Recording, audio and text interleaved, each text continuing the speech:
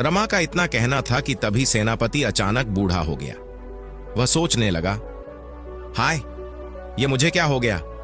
मैं तो बिल्कुल बूढ़ा हो गया हूं। इस लड़की ने जो कुछ कहा वह सच हो गया। जरूर ही ये कोई मायाविनी है। और वह रमा को लेकर अपने साथ राज दरबार में पहुंचा। राजा ने कहा, अरे तुम कौन हो? तुम्हारी शक्ल तो हमारे सेनापति के साथ मिलती है।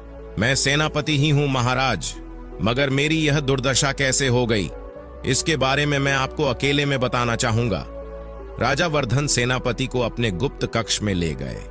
वहां सेनापति ने अपनी हालत का कारण रमा को बताया, किंतु कुछ इस तरह से, महाराज, वह लड़की रमा मुझसे कहने लगी, अरे सेनापति हो तुम, मैं किसी सेनापति से ही शादी करना चाहती थी, किंतु तुम बूढ़े हो।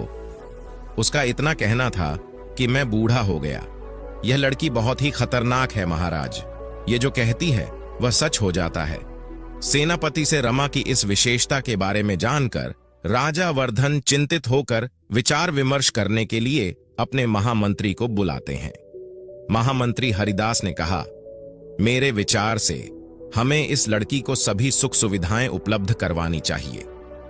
क्या मतलब? मतलब यह महाराज कि हम इसे रहने के लिए एक अच्छा घर, खाने पीने के लिए बढ़िया पकवान और आराम के लिए नौकर चाकर उपलब्ध करा देते हैं। फिर महामंत्री हरिदास ने अपनी पूरी योजना विस्तार पूर्वक राजा वर्धन और सेनापति को बता दी और कहा, यानी हम इस लड़की को हर तरह का आराम उपलब्ध करा देते हैं।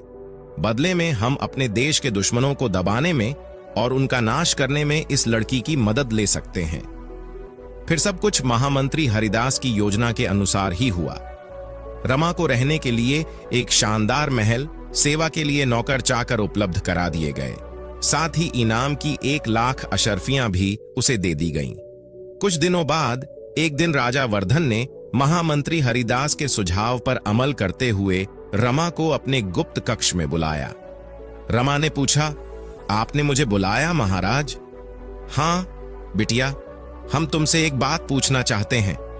क्या महाराज? हमारा पड़ोसी राज्य सुजानपुर बड़ा ही शक्तिशाली है। उसका राजा अर्जुन हमारे राज्य पर आक्रमण करने वाला है। यदि राजा अर्जुन ने आक्रमण कर दिया तो हम सब मारे जाएंगे और हमारा देश तबाह हो जाएगा। हमारे ज्योतिषी ने कहा है कि यदि तुम जैसी कोई कुंवारी कन्या भगवान से प्रार्थना करें कि राजा अर्जुन मर जाए, उसकी सेना में महामारी फैल जाए, तो ही हमारा देश बच सकता है। किसी का बुरा चाहना तो कोई अच्छी बात नहीं है महाराज, पर किसी बुरे आदमी का बुरा चाहना मेरे विचार में बुरी बात नहीं है। मैं आज ही भगवान से प्रार्थना करूंगी कि राजा अर्जुन मर जाए और उसकी सेना में महामारी फैल जाए। राजा वर्धन के इरादों से बेखबर रमा ने भगवान से प्रार्थना की। ऐसा करते ही राजा अर्जुन की मृत्यु हो गई और उसकी सेना में महामारी फैल गई। इसके कुछ दिनों बाद राजा वर्धन ने फिर से रमा को अपने गुप्त कक्ष में बुलाया और कहा, बिटिया, हमारे पड़ोस के राज्य ज्वालापुर की जनता पानी के अभाव से प्यासी मर रही है। वहां की नदियां सूख चुकी हैं।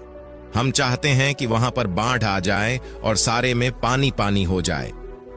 किंतु महाराज, मैं इसके लिए क्या कर सकती हूं? बेटी, तुम भगवान से यह प्रार्थना कर सकती हो कि ज्वालापुर में बाढ़ आ जाए। जब रमा ने ज्वालापुर में बाढ़ आने की बात जुबान से निकाली तो सारे ज्वालापुर में भयंकर बाढ़ आ गई और सब कुछ तहस नहस हो गया।